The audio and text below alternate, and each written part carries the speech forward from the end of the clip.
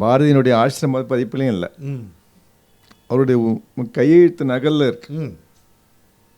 ஆனால் அந்த ஆசிரம பதிப்புலையும் இல்லை, அரசாங்க பதிப்புலையும் இல்லை.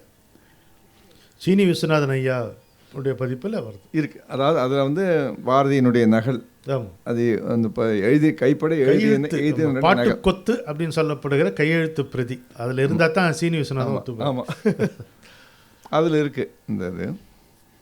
அப்புறம் அவர்கள் எல்லாருமே அதை தன்யாசி ராகம் என்று போட்டிருப்பார்கள்.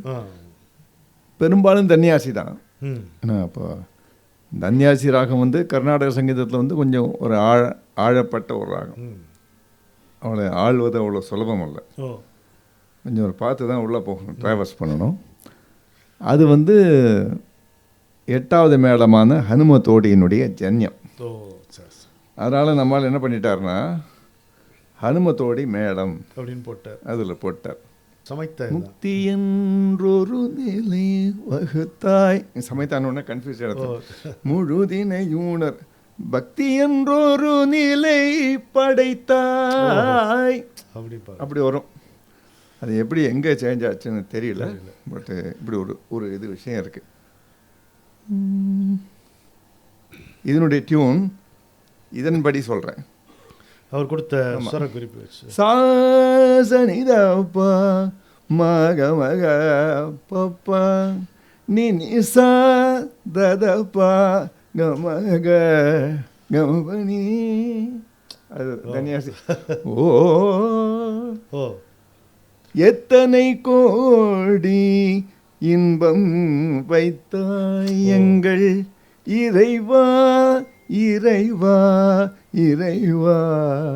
ஓ எத்தனை கோடி இன்பம் வைத்தாய் எங்கள் இறைவா இறைவா இறைவா.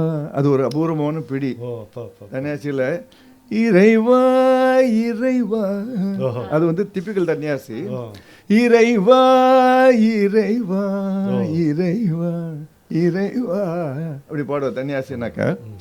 ஸோ வீட்டில் எத்தனை கோடி இன்பம் வைத்தாய் எங்கள் அப்படி பாடுவோம். இறைவா இறைவா இறைவா.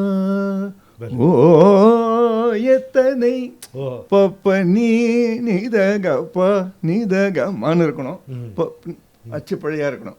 பப்ப நீ நிதகமா பன்னி சா நீ நீ பனிரி ரி ரி ரி ரி பனி சரி சா க க க நமரி ரி ரி ரி ரி ச ச ச நி ச ச ச நி த ப க ம க ரி க ம ப நி.